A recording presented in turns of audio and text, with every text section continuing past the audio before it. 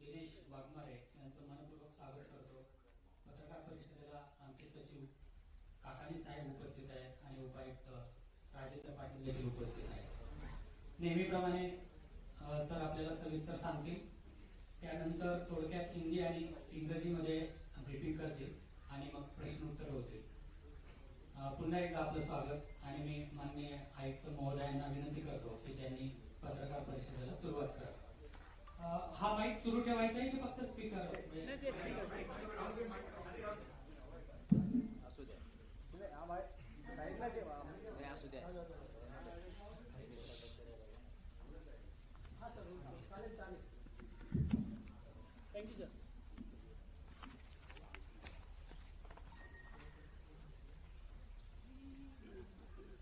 सर्व मुद्रित माध्यमे आणि इलेक्ट्रॉनिक माध्यमांच्या प्रतिनिधींना माझा नमस्कार।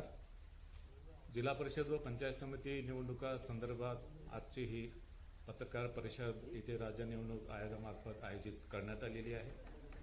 आपल्याला माहीतच आहे की माननीय सर्वोच्च न्यायालयाच्या निर्णयानुसार ज्या जिल्हा परिषद आणि पंचायत समितीमध्ये 50% पेक्षा कमी आरक्षण आहे अशा जिल्हा परिषद पंचायत समिती निवडणुका लावण्यासंदर्भात माननीय सर्वोच्च न्यायालयाने निर्देश दिले आणि त्याच्या अनुषंगाने 12 जिल्हा परिषद आणि 125 पंचायत समितीमध्ये निवडणूक घेण्यासंदर्भात आजची ही पत्रकार परिषद आहे।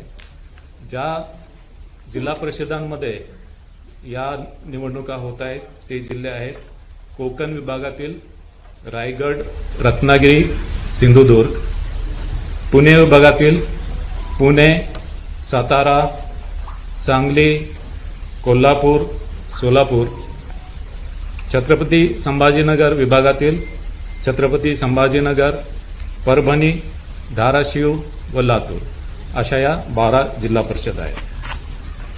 या निवडणुकामध्ये प्रत्येक मतदाराला 2 मते देणे आवश्यक आहे। यामध्ये 1 मत त्याला जिल्हा परिषद निवडणूक विभागासाठी द्यावं लागेल आणि 1 मत पंचायत समिती निर्वाचक गणासाठी द्यावं लागेल। या निवडणुकीमध्ये नामनिर्देशन प्रक्रिया ही ऑफलाईन पद्धतीने राबविण्यात येणार आहे। विविध राजकीय पक्ष आणि उमेदवार यांच्या मागणीनुसार नामनिर्देशन पत्र प्रक्रिया ही महानगरपालिकेच्या निवडणुकीसारखीच जिल्हा परिषद पंचायत समिती निवडणुकीमध्ये सुद्धा ही प्रक्रिया ऑफलाईन राबवण्यात येणार आहे। या निवडणुकीमध्ये ज्या जागा राखीव आहेत त्या राखीव जागेवर जात वैधता पडताळणी आवश्यक आहे आणि जात प्रमाणपत्र आणि जात वैधता पडताळणी ही नामनिर्देशन पत्रासोबत दाखल करणं आवश्यक आहे। मात्र एखाद्या उमेदवाराकडे जात वैधता प्रमाणपत्र नसेल तर त्यांनी जात पडताळणी समितीकडे केलेल्या अर्जाची सत्यप्रत किंवा त्याच्याकडे अन्य कोणताही पुरावा असेल की त्यांनी अशा जात पडताळणी समितीकडे अर्ज केला त्याची प्रत त्यांनी सादर करणं आवश्यक आहे। मात्र निवडून आल्यावर त्याला 6 महिन्याच्या आतमध्ये जात वैधता प्रमाणपत्र सादर करणं आवश्यक राहील आणि 6 महिन्याच्या आतमध्ये त्यांनी जात वैधता प्रमाणपत्र सादर नाही केलं तर त्याची निवड ही पूर्वलक्षी प्रभावाने रद्द होईल। या निवडणुकीमध्ये मतदान केंद्र एकूण 25,482 आहे आणि या निवडणुकीसाठी आम्ही इलेक्ट्रॉनिक वोटिंग मशीनद्वारे ही निवडणूक घेणार आहे आणि त्यामध्ये एकूण कंट्रोल युनिट 51,537 आम्ही वापरणार आहोत आणि बॅलेट युनिट 1,10,329 इतके बॅलेट युनिट आम्ही वापरणार आहोत। या निवडणुकीमध्ये एकूण मतदान केंद्र हे 25,482 असतील आणि या सर्व मतदान केंद्रावर अश्युअर्ड मिनिमम फॅसिलिटी वीज, पिण्याचे पाणी, सावलीची सुविधा, शौचालयाची व्यवस्था या सर्व करण्यात आलेल्या आहे।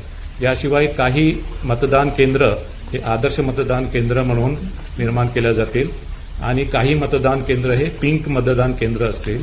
पिंक मतदान केंद्रावर ज्यामध्ये महिला मतदारांची संख्या जास्त आहे पिंक मतदान केंद्र असते आणि त्यामध्ये सर्व निवडणूक कर्मचारी, अधिकारी आणि सर्व सुरक्षा कर्मचारी या महिला असतील। या निवडणुकीसाठी 1 जुलै 2025 ची मतदार यादी वापरणार आहोत आणि इलेक्शन कमिशन ऑफ इंडियाकडून जी मतदार यादी आली ती मतदार यादी जिल्हा परिषद विभाग व पंचायत समिती गणनीय ही विभाजित केलेली आहे. 3 नोव्हेंबर 2025 रोजी अंतिम मतदार यादी प्रसिद्ध झालेली आहे आणि 27 नोव्हेंबर 2025 रोजी मतदान केंद्रनीय मतदार यादी ही प्रसिद्ध झालेली आहे. आपल्याला माहितच आहे की या मतदार याद्या या भारत निवडणूक आयोगाकडून आलेल्या असल्यामुळे या मतदार यादीमध्ये कोणतीही नाव याच्यामध्ये समाविष्ट करणे किंवा कोणतेही नाव याच्यामधून वगळणे ही राज्य निवडणूक आयोगाच्या कार्यकक्षेत येत नाही. यामध्ये दुबार मतदार आम्ही टूलद्वारे आयडेंटिफाय केलेले आहेत आणि दुबार मतदारासंदर्भात योग्य ती कार्यवाही आमच्या ज्या मार्गदर्शक सूचना आहेत त्याप्रमाणे रिटर्निंग ऑफिसर आणि जिल्हाधिकारी हे करतील. याशिवाय मतदाराला त्याचं नाव, प्रभाग क्रमांक आणि त्याला त्याचं मतदान केंद्र शोधण्यासाठी मताधिकार मोबाईल ॲप विकसित केलेलं आहे. हे मताधिकार मोबाईल ॲप सध्या अँड्रॉइड सिस्टीमवर उपलब्ध आहे आणि या अनुषंगाने मतदाराला त्याचा जो निवडणूक विभाग आहे आणि जो पंचायत समिती गण आहे हा त्याला शोधता येईल आणि त्याशिवाय त्याचं मतदान केंद्र सुद्धा त्यामध्ये त्याला शोधता येईल. याशिवाय मतदाराला आयोगाच्या वेबसाईटवर, आयोगाच्या पोर्टलवर जे महासिक वोटर लिस्ट .in म्हणून पोर्टल आहे वोटर सर्चसाठी, त्याच्यावर पण जाऊन त्याला त्याचं नाव किंवा ईपी क्रमांक टाकून त्याला त्याचा मतदान केंद्र त्याला शोधता येईल. ज्येष्ठ नागरिक, दिव्यांग, तान्याबाळासह असणाऱ्या स्त्रिया व गरोदर स्त्रिया यांना मतदानासाठी प्राधान्य दिले जाणार आहे. त्यांच्यासाठी वेगळी व्यवस्था, वेगळी रांग असेल. ज्या ठिकाणी वेगळी रांग नसेल त्यांना प्राधान्याने मतदान केंद्राच्या आतमध्ये नेण्याची व्यवस्था केलेली आहे. याशिवाय प्रत्येक ठिकाणी रॅम्प व व्हीलचेअरची व्यवस्था राहणार आहे.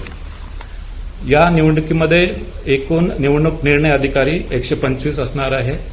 सहाय्यक निवडणूक निर्णय अधिकारी सुद्धा 125 असणार आहे. एकूण निवडणूक अधिकारी कर्मचारी 1,28,000 यामध्ये असणार आहेत. निवडणूक अधिकारी आणि कर्मचारी पुरवण्यासाठी विभागीय आयुक्त आणि जिल्हाधिकारी यांना निर्देश देण्यात आलेले आहे. प्रत्येक स्थानिक स्वराज्य संस्थांसाठी जे अधिनियम बनलेले आहेत त्या अधिनियमामध्ये प्रचार समाप्तीनंतर जाहिरातींना बंदी यावर वेगवेगळी तरतूद आहे. जिल्हा परिषद पंचायत समिती अधिनियमानुसार मतदान सुरू होण्याच्या दिनांकापूर्वी 24 तास अगोदर प्रचाराची समाप्ती होईल आणि त्यामुळे प्रचार कालावधी संपल्यानंतर मुद्रित, इलेक्ट्रॉनिक व समाज माध्यमाच्या द्वारे कुठल्याही माध्यमाद्वारे प्रचार विषयक जाहिरात प्रसिद्धी किंवा प्रसारित करता येणार नाही. याशिवाय 2 प्रकारच्या माध्यम प्रसारण सहनियंत्रण समित्या असतील.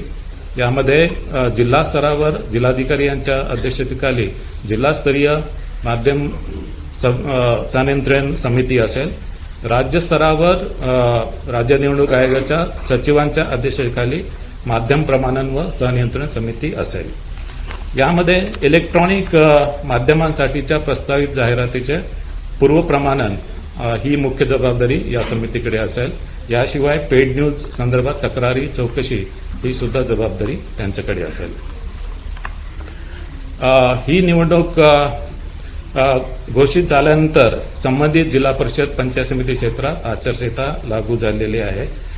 जरी या संबंधित जिल्हा परिषद पंचायत समितीमध्ये आचारसंहिता जरी असेल तरी या क्षेत्राच्या बाहेर इतर क्षेत्रात जर अशा संबंधित जिल्हा परिषद पंचायत समितीच्या मतदारांवर प्रभाव टाकणारी कुठली घटना किंवा कुठला कार्यक्रम घेता येणार नाही.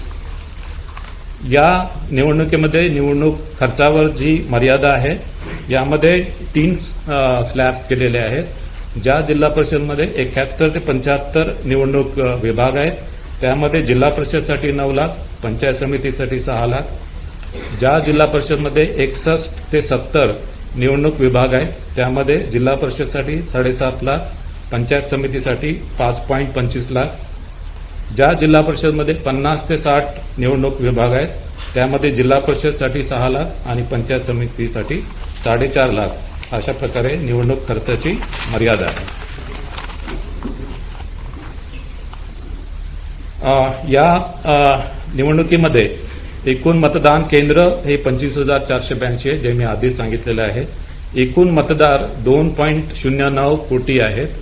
एकूण पुरुष मतदार 1.07 कोटी आहेत. एकूण स्त्री मतदार 1.02 कोटी आहेत आणि इतर मतदार हे 473 आहेत. या निवडणुकीमध्ये एकूण मतदान केंद्र 25,482 आहेत. एकूण मतदार 2.09 कोटी आहेत. एकूण पुरुष मतदार 1.07 कोटी आहेत. एकूण स्त्री मतदार 1.02 कोटी आहेत आणि एकूण इतर मतदार 473 आहेत.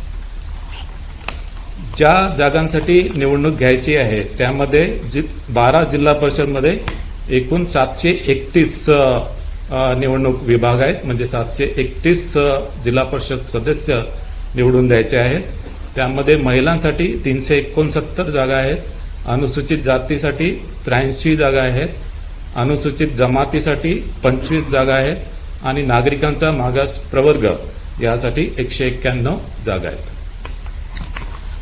ज्या पंचायत समिती जागांसाठी ही निवडणूक आहे त्या एकूण पंचायत समिती आहे 125 आणि एकूण जागा म्हणजे एकूण पंचायत समिती सदस्य 1,462 निवडून द्यायचे आहेत. ज्यामध्ये महिलांसाठी 731 जागा आहेत. अनुसूचित जातीसाठी 166 जागा आहेत. अनुसूचित जमातीसाठी 38 जागा आहेत. नागरिकांचा मागास प्रवर्गासाठी 342 जागा आहेत. यानंतर मी हा निवडणुकीचा कार्यक्रम घोषित करतो आहे. जिल्हा परिषद व पंचायत समिती 12 जिल्हा परिषद आणि 125 पंचायत समितींचा निवडणुकांचा कार्यक्रम.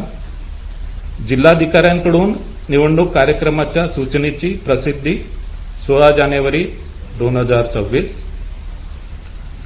नामनिर्देशन पत्र स्वीकारणे.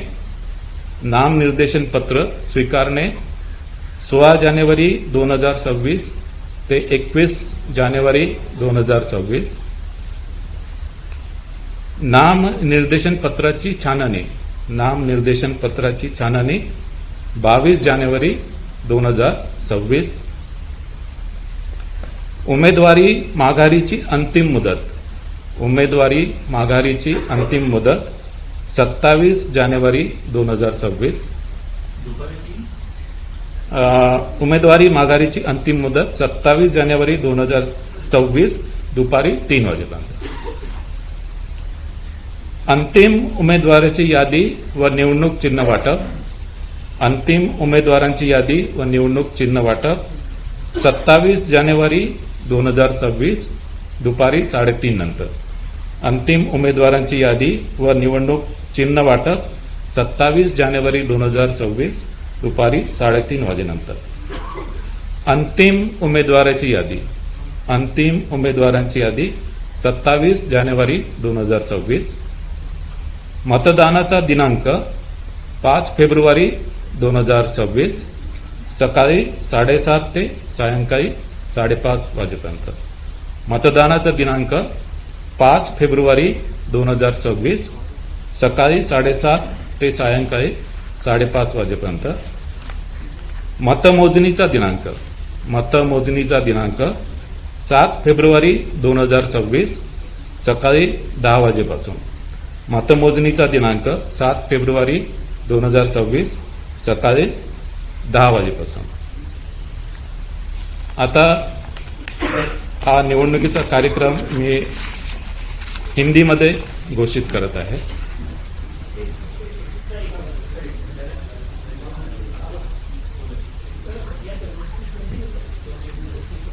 बारह जिला परिषद और 125 पंचायत समिति का चुनाव कार्यक्रम. जिलाधिकारी द्वारा चुनाव कार्यक्रम की सूचना का प्रकाशन 16 जनवरी 2026. जिलाधिकारी द्वारा चुनाव कार्यक्रम की सूचना का प्रकाशन 16 जनवरी 2026. नामांकन पत्र स्वीकार करना. नामांकन पत्र स्वीकार करना 16 जनवरी 2026 से 21 जनवरी 2026 सुबह 11 बजे से दोपहर 3 बजे तक। नामांकन पत्र स्वीकार करना 16 जनवरी 2026 से 21 जनवरी 2026 सुबह 11 बजे से दोपहर 3 बजे तक। नामांकन पत्रों की जांच 22 जनवरी 2026 सुबह 11 बजे से। नामांकन पत्रों की जांच 22 जनवरी 2026 सुबह 11 बजे से। उम्मीदवारी वापस लेने की अंतिम तिथि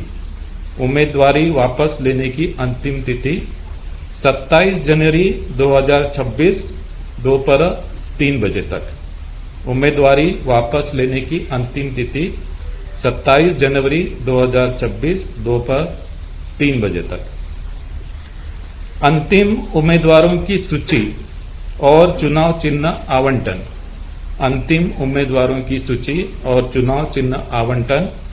27 जनवरी 2026 दोपहर 3:30 बजे के बाद।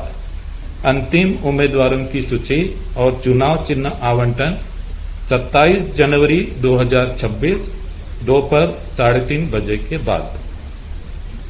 अंतिम उम्मीदवारों की सूची 27 जनवरी 2026। अंतिम उम्मीदवारों की सूची 27 जनवरी 2026। मतदान की तिथि 5 फरवरी 2026।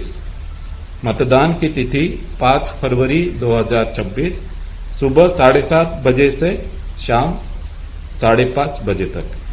मतदान की तिथि 5 फरवरी 2026 सुबह 7:30 बजे से शाम 5:30 बजे तक। मतगणना की तिथि 7 फरवरी 2026 सुबह 10 बजे से। मतगणना की तिथि 7 फरवरी 2026 सुबह 10 बजे से। और इसके बाद मैं ये चुनाव कार्यक्रम इंग्लिश में घोषित करता हूं।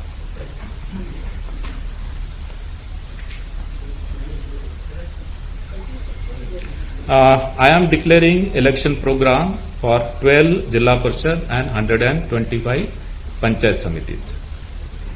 Publication of notice of election program by the district collector 16th January 2026.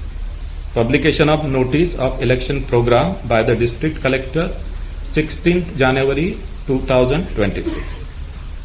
Submission of nomination paper. Submission of nomination paper 16th January 2026 to 21st January 2026 from 11 a.m. to 3 p.m. Submission of nomination paper 16th January 2026 to 21st January 2026 from 11 a.m. to 3 p.m. Scrutiny of nomination papers. Scrutiny of nomination paper 22nd January 2026 from 11 a.m. onwards. Scrutiny of nomination papers 22nd January 2026 from 11 a.m. onwards. Last date of withdrawal of candidature. Last date of withdrawal of candidature 27th January 2026. Last date for withdrawal of candidature 27th January 2026 up to 3 p.m. Publication of final list of candidates. Publication of final list of candidates and allotment of symbol. Publication of final list of candidate and allotment of symbol 27th January 2026 after 3:30 p.m.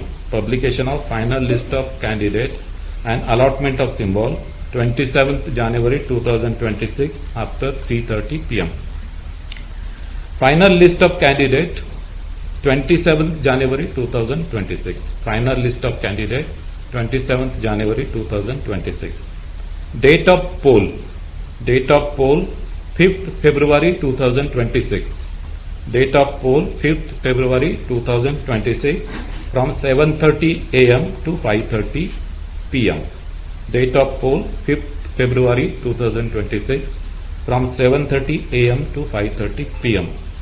Date of counting of votes Date of counting of vote 7th February 2026 from 10 a.m. onwards. Date of counting of votes 7th February 2026 from 10 a.m. onwards. So this is the election program.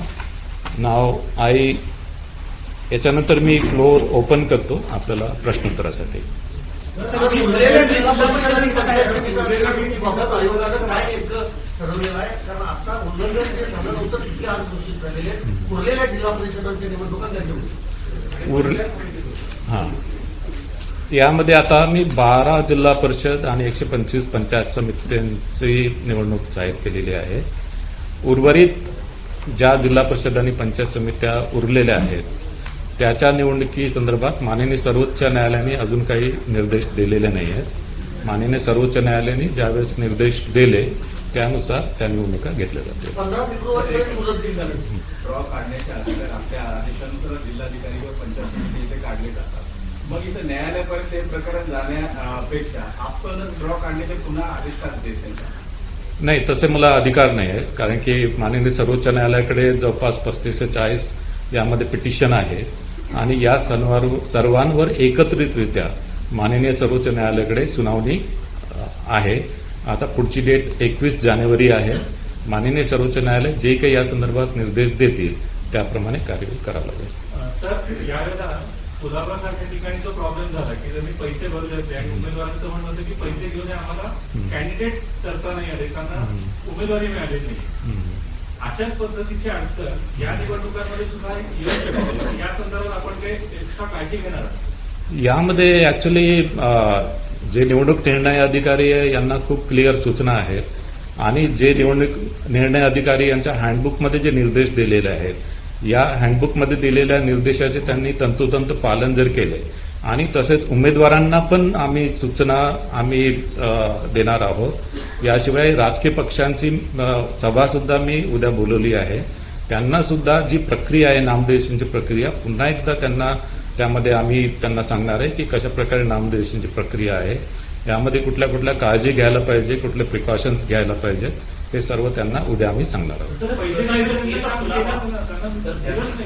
त्यांचं म्हणणं होतं की परिसराच्या आतमध्ये येऊन आम्ही deposit भरून सुद्धा आमचं नामनिर्देशन पत्र स्वीकारलं गेलं नाही. हे बघा, याच्यामध्ये नामनिर्देशन पत्र स्वीकारण्याची जी प्रक्रिया आहे अर्धन्यायिक स्वरूपाची प्रक्रिया आहे. ही ऍक्च्युली निवडणूक निर्णय अधिकारी यांचे त्यामध्ये अधिकार आहे आणि याशिवाय यामध्ये राज्य निवडणूक आयोगाला त्यांनी घेतलेला जो निर्णय आहे त्याच्यामध्ये इंटरफेअर आम्हाला त्याच्यामध्ये करता येत नाही. यामध्ये जर कोणाला यामध्ये याच्या विरुद्ध जर त्यांना दाद मागायची असेल तर मग हायकोर्टमध्ये रिट पिटिशन हा एक भाग आहे किंवा निवडणूक संपल्यानंतर इलेक्शन पिटिशन सुद्धा दाखल करता येतं.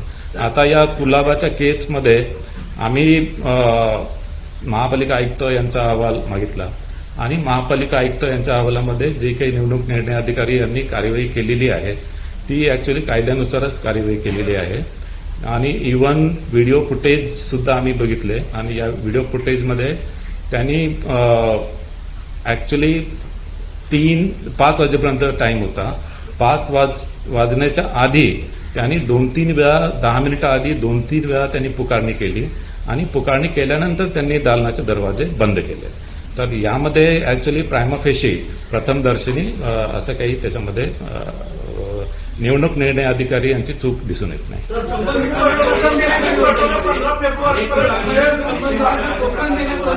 नगरपालिका निवडणुकीत सुद्धा अनेक ठिकाणी राजकीय पक्षांकडनं मतदारांना पैसे वाटण्याचे प्रकार समोर आले होते. जेव्हा कारवाई झालेली आहे त्यामुळे राजकीय पक्षांची हिंमत वाढते. आता जिल्हा परिषदेमध्ये सुद्धा ते प्रकार होतील. त्यामुळे निवडणूक आयोग यात ठोस कारवाई का करत नाही? निवडणूक आयोगाने ठोस कार्यवाही केली नाही हे मला चुकीचं आहे. याच्यामध्ये मी तुम्हाला सांगतो की जी रोख रक्कम जे आहे ते रोख रक्कम किंवा यामध्ये मद्य रोख रक्कम किंवा काही भेटवस्तू यांच्या वाटपासाठी आम्ही सर्व्हेलन्स टीम स्थापन केलेल्या आहे. त्या स्टॅटिक सर्व्हेलन्स टीम प्रत्येक नाक्यानाक्यावर स्टॅटिक सर्व्हेलन्स टीम आहे, फ्लाईंग स्क्वॉड आहेत, व्हिडिओ सर्व्हेलन्स टीम आहे आणि या सर्व टीमच्या माध्यमाने प्रत्येक महापालिकेमध्ये मिनिमम 7 ते 8 नाके आणि तितक्याच प्रमाणामध्ये फ्लाइंग स्क्वॉड, तितक्याच प्रमाणामध्ये व्हिडिओ व्ह्यूविंग टीम तिथे सर्व महापालिकेमध्ये स्थापित झालेले आहे. आणि यामध्ये आतापर्यंत रोख रक्कम जी आहे साधारणतः 7 कोटीच्या जवळपास रोख रक्कम जप्त केलेली आहे. मद्य पदार्थ आहे 2,36,000 लिटर मद्य पदार्थ जप्त केलेले आहेत, ज्याची एकूण किंमत 5.28 कोटी आहे. जे अंमली पदार्थ जप्त केलेले आहेत ते 54.85 कोटीचे अंमली पदार्थ जप्त केलेले आहेत. 54.85 कोटी.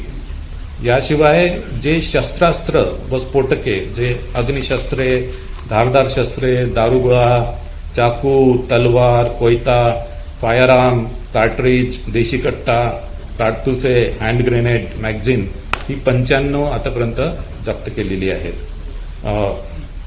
यानंतर प्रतिबंधात्मक कार्यवाही ज्या केलेल्या आहेत, या प्रतिबंधात्मक कार्यवाही भारतीय नागरिक सुरक्षा संहिता यांच्याद्वारे 21,153 लोकांवर प्रतिबंधात्मक कार्यवाही झालेली आहे. महाराष्ट्र पोलीस कायदा अन्वये 380 लोकांवर प्रतिबंधात्मक कार्यवाही झाली आहे. एमपीडीए कायद्यांतर्गत 53 लोकांवर प्रतिबंधात्मक कार्यवाही झालेली आहे आणि मोका कायद्यांतर्गत 14 लोकांवर प्रतिबंधात्मक कार्यवाही झालेली आहे. याशिवाय 3,196 मतदान केंद्रे हे संवेदनशील मतदान केंद्रे म्हणून घोषित केलेले आहे. तिथे अधिकचा सुरक्षा व्यवस्था पुरवणार आहोत.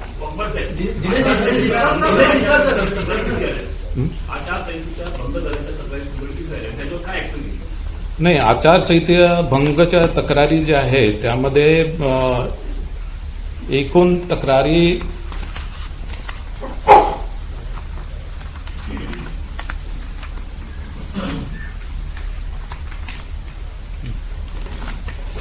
एकूण 341 तक्रारी आलेल्या आहेत आणि 341 आणि या 341 तक्रारींपैकी 280 तक्रारीवर कार्यवाही झालेली आहे आणि 61 तक्रारी या प्रलंबित आहेत. विधानसभा राहुल नार्वेकर तिची तक्रारी काही दाखल झाल्या होत्या, त्या संदर्भात तुम्ही व्हिडिओ फुटेज मागितलं तर काय कुठल्या राहुल नार्वेकर यांच्या विरोधात? हा, ते मगाशी मी सांगितलं ना, मगाशी सांगितलं आहे की राहुल नार्वेकर यांच्या संदर्भात ज्या तक्रारी आल्या होत्या त्यामध्ये ऍडिशनल व्हिडिओ फुटेज मी मागितलेलं आहे आणि आमच्याकडे जे व्हिडिओ फुटेज आहे त्याच्यामध्ये असं प्रथमदर्शनी काही दिसत नाही. मात्र या संदर्भात मुख्य निवडणूक निरीक्षक जे मुंबई महापालिकेसाठी मुख्य निवडणूक निरीक्षक आहेत श्री इक्बाल सिंग चहल यांच्याकडून सुद्धा आम्ही अहवाल मागितलेला आहे.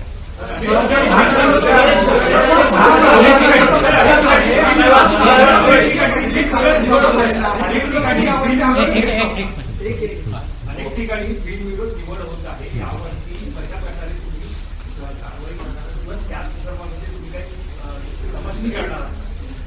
बिनविरोध जिथे जिथे निवडणूक होते तिथे राज्य निवडणूक आयोगांचे आदेश आहेत की जिथे बिनविरोध निवडणूक होत आहे तिथे आम्ही संबंधित महापालिका आयुक्तांकडून अहवाल मागितलेला आहे. हा अहवाल 4 गोष्टीवर आहे. एक तर बिनविरोध निवडणूक मध्ये जो उमेदवार बिनविरोध झालेला आहे त्या उमेदवारांनी इतर उमेदवारांवर काही दबाव आणला का, नंबर 1. यामध्ये त्या निवडणुकीमध्ये माघारी घेतलेले उमेदवार आहेत त्यांच्यावर काही आमिष दाखवलं का, नंबर 2. याच्यामध्ये काही पोलीस कंप्लेंट झाली होती का, नंबर 3.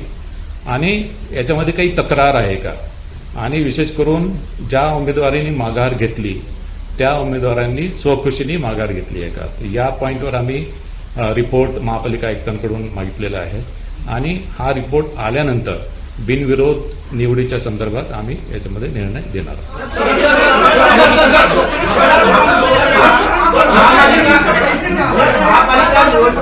महापालिका निवडणुकीचा प्रचारात 5:30 वाजता संपतोय आणि 5:30 नंतर डोर टू डोर प्रचाराला तुम्ही परवानगी दिली. डोर टू डोर प्रचार म्हणजे नेमका काय? डोर टू डोर प्रचार म्हणजे काय?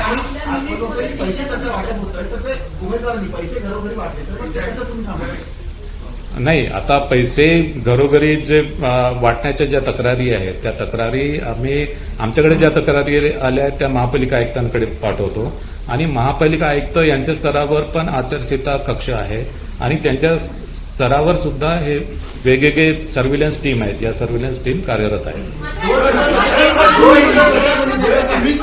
घरोघरी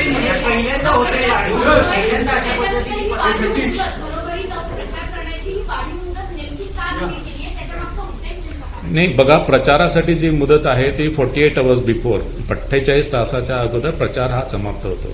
48 तासाच्या म्हणजे आता बेसिकली 15 तारखेला निवडणूक आहे आणि त्याच्यामुळे 13 तारखेला 5:30 नंतर हा प्रचार करता येणार नाही.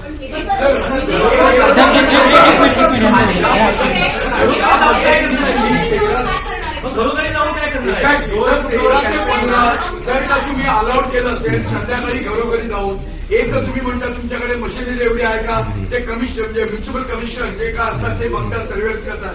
सर आता डेली अजून 5:30 व्हायचे, अजूनही घरोघरी जाऊन बाकीच्या वाटण्या चालू आहे. तर 5:30 नंतर जर का हे पूर्ण होणार असेल 15 तारखेपर्यंत, तर what kind of surveillance have you got, आणि अशा पद्धतीने होऊ नये यासाठी तुम्ही नवीन काही योजना करणार आहात का? नाही, जिथे अशा प्रकारचं ऍक्च्युली पैशाचं वाटप सुरू आहे मी तुम्हाला सांगितलं.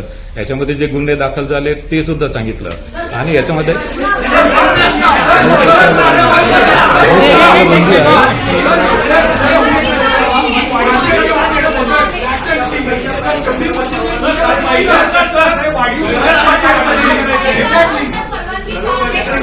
जी 5:30 ची मुदत आहे, 5:30 ची जी मुदत आहे, 5:30 नंतर प्रचार करता येणार नाही. ती मुदत जाहीर प्रचाराच्या संदर्भात आहे.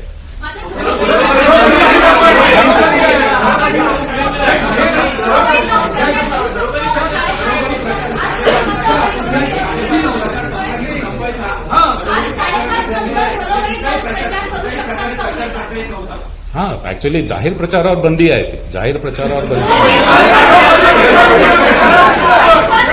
अशा प्रकारे घरोघरी जाऊन आम्ही तरी पहिल्यांदा बघतोय, तुम्ही आता बघत असाल तर अशा प्रकारे घरोघरी जाऊन आर यू ऑल्सो एनकरेजिंग की जे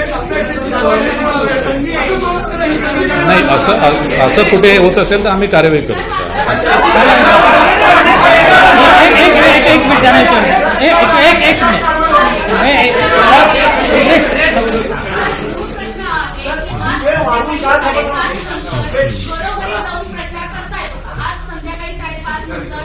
उमेदवार घरोघरी जाऊन प्रचार करतील का?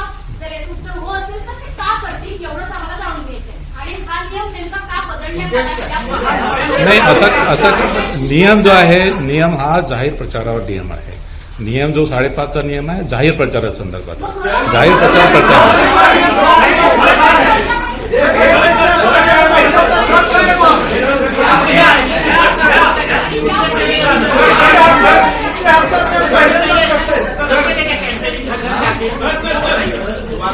नाही, जे नियम जे आहे ते नियम जाहीर प्रचारावर नियम आहे.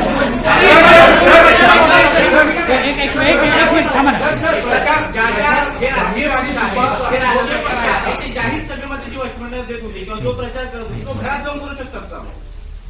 नाही, मी तुम्हाला सांगितलं की जे प्रतिबंध आहे ते जाहीर प्रचारावर प्रतिबंध आहे.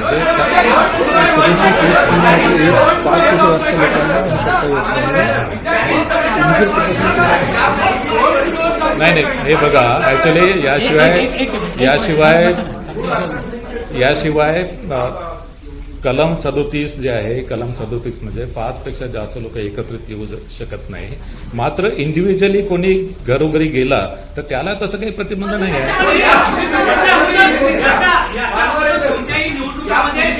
आचारसंहिता आहे त्यामध्ये एक्झॅक्टली अपेक्षा काय आहे?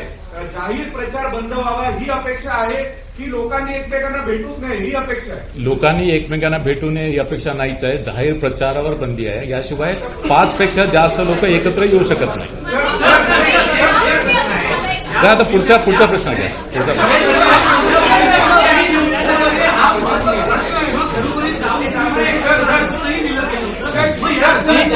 त्यांचा उद्या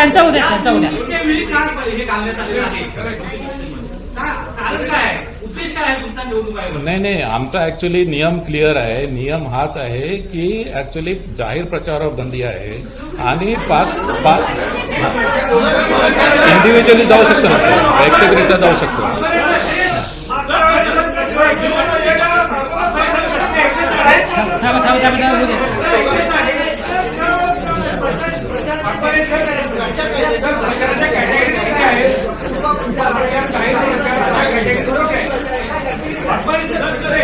नाही, प्रचार बघा प्रचाराच्या कॅटेगरी आहे, त्याच्यामध्ये मिरवणूक आहे किंवा रॅली आहे किंवा सभा आहे, या सर्व प्रचाराची कॅटेगरी आहे. या 5:30 नंतर सर्व बंद होते. मी सांगितलं ना, त्या प्रश्नाचं उत्तर सांगितलं.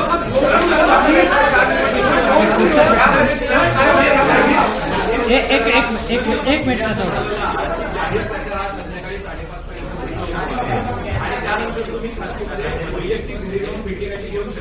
वैयक्तिक भेटीगाठीमध्ये केलेला प्रचार हा आचारसंहितेचा भंग नाही का? 5:30 नंतर तुम्ही प्रचारच करतात, वैयक्तिक भेटला तरी नाही. वैयक्तिक भेटीवर जाहीर प्रचार जो आहे, जाहीर प्रचार म्हणजे प्रचार सभा, मिरवणूक. हा, उद्देश कळत नाहीये. तुम्ही हा नियम जो आहे तो आधी का बदलला? आधी पूर्ण प्रचार थांबत होता. नाही, नियम कुठलेच बदललेले नाही. नियम तेच आहेत, नियम कोणतेच बदलले नाही. आणि लोकसभा विधानसभामध्ये पण तीच आहे ना. लोकसभा विधानसभामध्ये जे नियम आहेत तेच नियम इथे आपण एक मिनिट थांबा. त्यांचं उद्या एक मिनिट थांबा त्यांचं उद्या ना.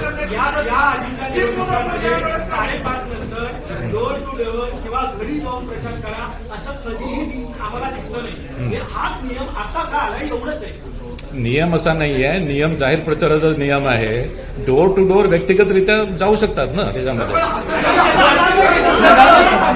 डोर टू डोर व्यक्तिगतरित्या जाऊ शकतात. असं काही आधीपासूनच असं आहे. असा वेगळा नियमच नाही आहे.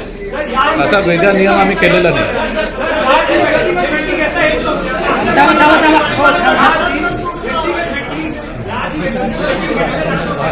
ठीक आहे. नाही, आता या प्रश्नाचं उत्तर मी दिलेलं आहे. दुसरा प्रश्न विचारा. या संदर्भात आम्ही वेगळे एक प्रेस नोट तुम्हाला देऊ. प्रेस नोट तुम्हाला देऊ या संदर्भात. नाही, पैसे वाटप करणे हा गुन्हा आहे. जिथे कुठे पैसे वाटप होत असतील असे प्रकार आढळले आम्ही कारवाई करू.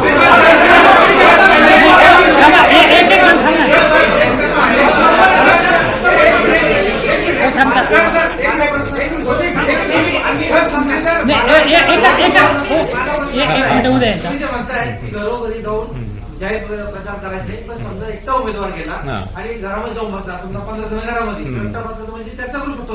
चर्चा करू शकतो. तो घरातले 15 लोक असतील नाही, पैसे नाही देऊ शकत. पैसे नाही देऊ शकत. घरी जाऊन चर्चा करू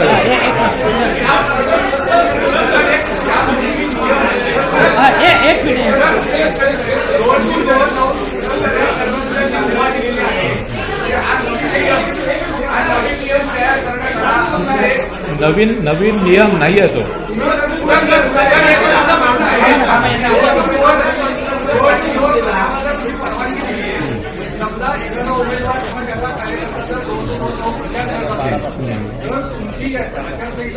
भंगाच्या ज्या तक्रारी आहेत किंवा त्याच्यावरची नजर ठेवणारी यंत्रणा तुमच्याकडे उपलब्ध आहे का? नाही, हे बघा, ऍक्च्युली डोर टू डोर गेला, 5 पेक्षा जास्त लोक गेले तर तो भंग आहे. पण तो तर गुन्हा आहेच ना. तो गुन्हा आहे. तसं कोणी निदर्शनास आणून दिलं तर आम्ही कारवाई करूच.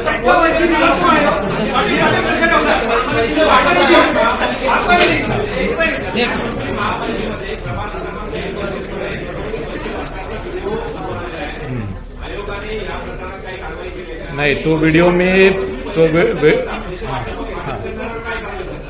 मी महापालिका आयुक्त कल्याण डोंबिवलीला पाठवलेला आहे. त्यांच्याकडून आम्ही रिपोर्ट मागितलेला आहे. तुम्ही 15 तारखेपर्यंत परवानगी दिली कशी काय? 15 तारखेपर्यंत परवानगी कशी काय मिळते? तर आज 5:30 पर्यंतची वेळ आहे, 5 पर्यंतची वेळ आहे, तर 13 ते 15 मध्ये परवानगी कशी काय मिळते?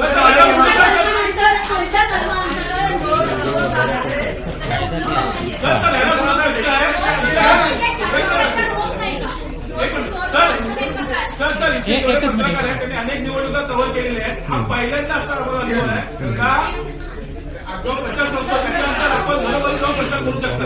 हा नियम का असला हा तुमचा गोंधळ आहे. आम्ही अनेक निवडणुका हा पहिल्यांदा घडलेला प्रकार आहे. हा ऐतिहासिक निर्णय तुमचा नाही. त्यामध्ये बघा, यामध्ये जो नियम आहे महाराष्ट्र एक महानगरपालिका मिनिट ऐकून एकच मिनिट. महाराष्ट्र महानगरपालिका अधिनियमाच्या कलम 14(4) द्वारे राज्य निवडणूक आयोगास बृहन्मुंबई वगळता अन्य सर्व महापालिका निवडणुकांसंदर्भात समर्थ करणाऱ्या तरतुदीन्वये प्राप्त अधिकारानुसार आयोगास आदेश निर्गमित करण्याचे अधिकार आहेत. आणि यामध्ये मुंबई महापालिका अधिनियमान्वये कोणत्याही व्यक्तीला एखाद्या मतदान क्षेत्रातील कोणत्याही निवडणुकीतील मतदान समाप्तीच्या 48 तास अगोदर ज्या मतदान क्षेत्रात सार्वजनिक सभा भरवता येणार नाही किंवा तिला हजर राहता नाही हा नियम आहे. सभा हा नियम सभेच्या संदर्भात.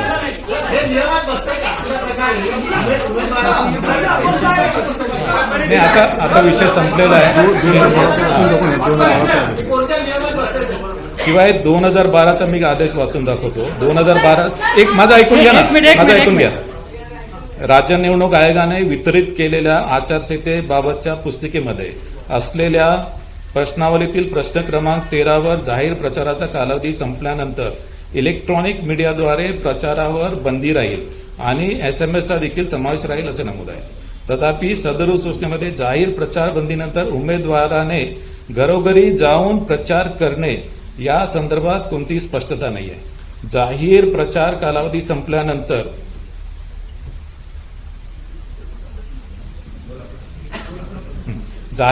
कालावधी संपल्यानंतर उमेदवार हे मतदान केंद्राचे 100 मीटर बाहेर मतदारांना भेटून तसेच घरोघरी जाऊन प्रचार करू शकतील परंतु माईकचा वापर करता येणार नाही आणि उमेदवारांना समूहाने फिरता येणार नाही. आणि हा जो आदेश आहे हा 2012चा आदेश आहे. नवीन कोणता आदेश आणला मी? 2012चा आदेश आहे.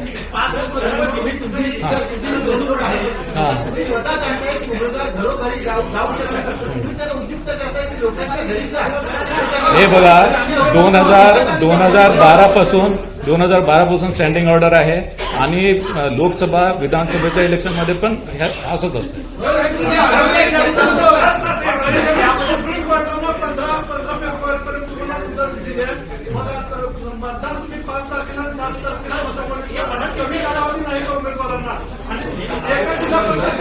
नाही बघा एक मिनिट थांबा.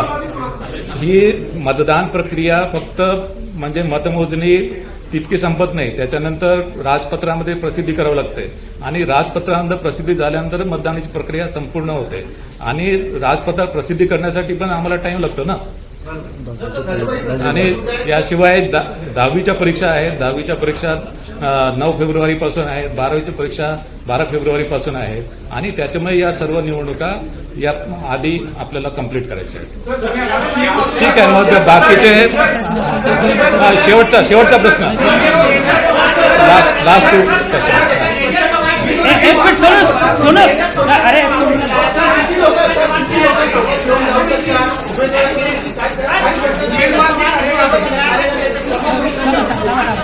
जमाबंदीचा नियम 5% जास्त 5% कमी असतील. नाही हे बघा किती लोक न्यायचे याच्यावर पण आहे. जमाबंदीचा जो नियम आहे 5 पेक्षा जास्त लोकांना सोबत घेऊन जातात.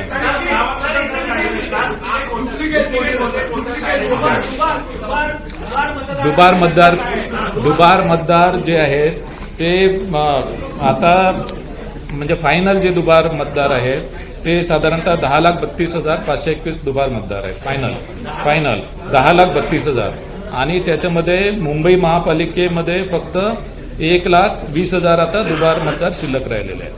लोकसभा विधानसभेमध्ये मतदान घेतलं होतं. जिल्हा परिषद निवडणुकीमध्ये अशी तरतूद नाहीये, कायद्यामध्ये तरतूद नाहीये.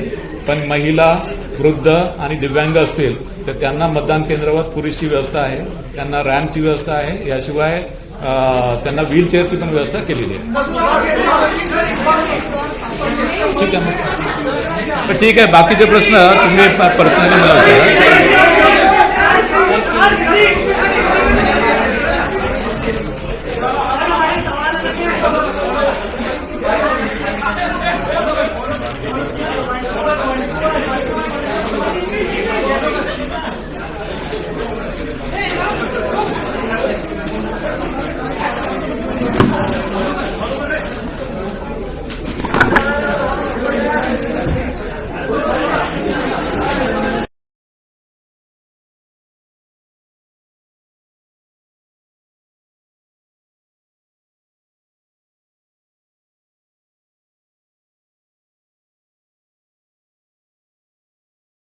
दोस्तों, क्या आपके एमएस ऑफिस सॉफ्टवेयर के अंदर ये वाला ऑप्शन है?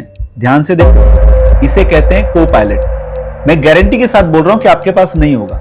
ये आपके पास कब आएगा? 5 साल बाद। लेकिन मेरे लाखों स्टूडेंट इस ऑप्शन को यूज करके घंटों का काम मिनटों में कर रहे हैं। तो मैं को पायलट के बारे में आपको बताना चाह रहा हूं। ये एक ऐसा एआई टूल है जिसे अगर आपने इंप्लीमेंट कर लिया, कहां पर? एमएस ऑफिस टूल्स के अंदर, तो चाहे वो वर्ड हो, एक्सेल हो, पावर पॉइंट हो, आप चुटकी में पीपीटी बनाओगे। सिर्फ कमांड देना है, एक लाइन लिखना है, 10 से 15 स्लाइड रेडी हो जाएगा।